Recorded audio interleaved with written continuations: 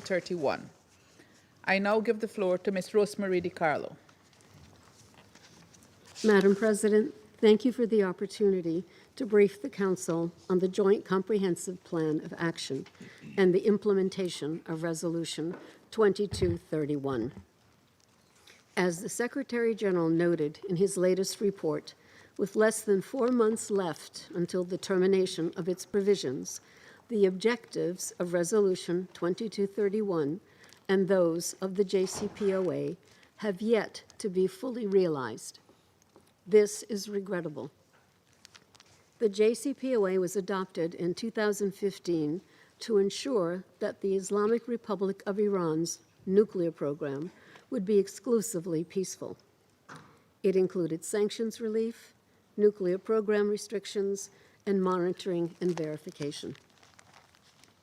The JCPOA has faced many challenges since its inception, including the withdrawal of the United States from the agreement in 2018 and Iran's withdrawal from some of its commitments as outlined in the plan. Still, over the last few months, JCPOA participants increased their efforts to identify a way forward for full implementation of the plan. In addition, Iran and the United States engaged in 5 rounds of bilateral talks facilitated by Oman.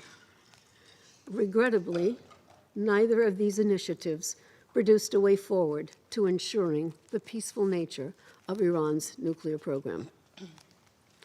The military escalation between Israel and Iran since 13 June and United States airstrikes on Iran's nuclear facilities on 21 June complicated prospects for achieving full implementation of Resolution 2231.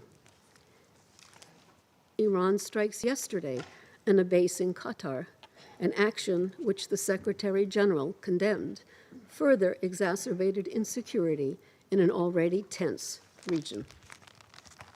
Madam President, earlier today, the Secretary General welcomed the announcement by the United States, in coordination with Qatar, of a ceasefire agreement between Israel and Iran, and urged them to respect it fully. This is a significant achievement that potentially pulls Iran, Israel, and the region back from the brink. The people of Iran and Israel have already suffered too much. According to the Iranian Ministry of Health, since the start of the conflict, at least 606 people have been killed, with 107 killed in the past 24 hours and 5,332 injured. According to Israeli authorities, 28 people were killed and 1,472 were injured during the conflict.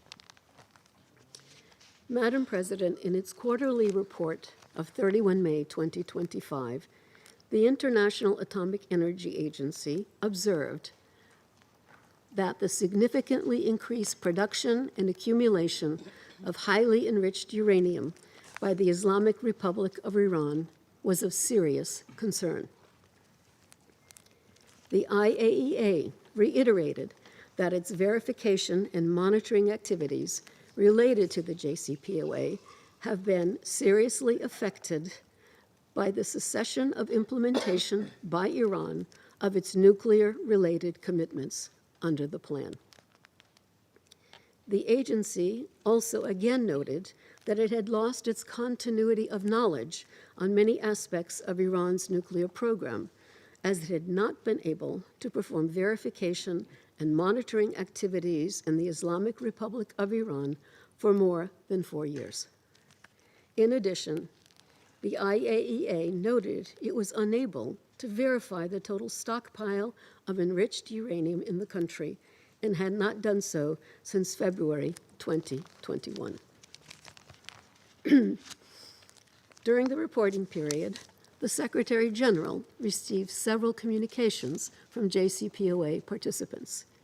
On 17 March, the permanent representatives of China, the Islamic Republic of Iran, and the Russian Federation shared a joint statement adopted at their meeting of 14 March in Beijing, in which they stressed the importance of Resolution 2231, including its timeframes.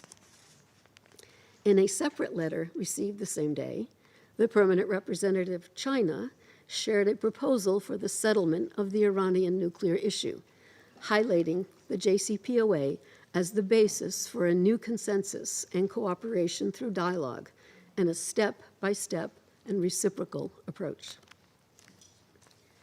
In letters received on 9, 11, and 12 June, the permanent representatives of France, Germany, the United Kingdom, the Islamic Republic of Iran, and the Russian Federation shared their different views regarding the causes of the impasse in the implementation of Resolution 2231.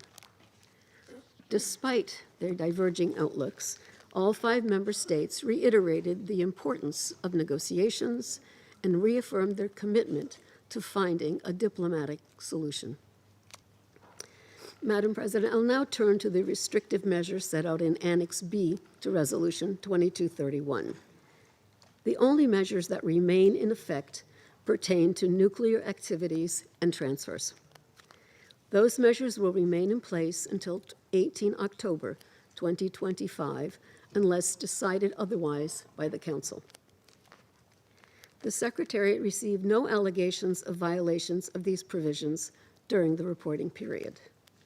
Moreover, no new proposals have been submitted in the procurement channel in the last 6 months of the reporting cycle.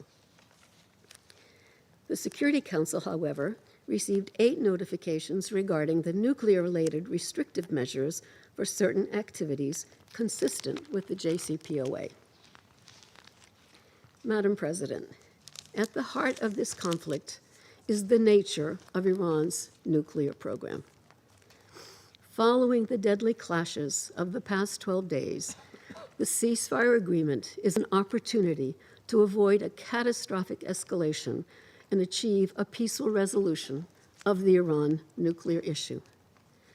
Diplomacy, dialogue, and verification remain the best option to ensure the exclusively peaceful nature of Iran's nuclear program and to bring about concrete economic benefits to the people of Iran.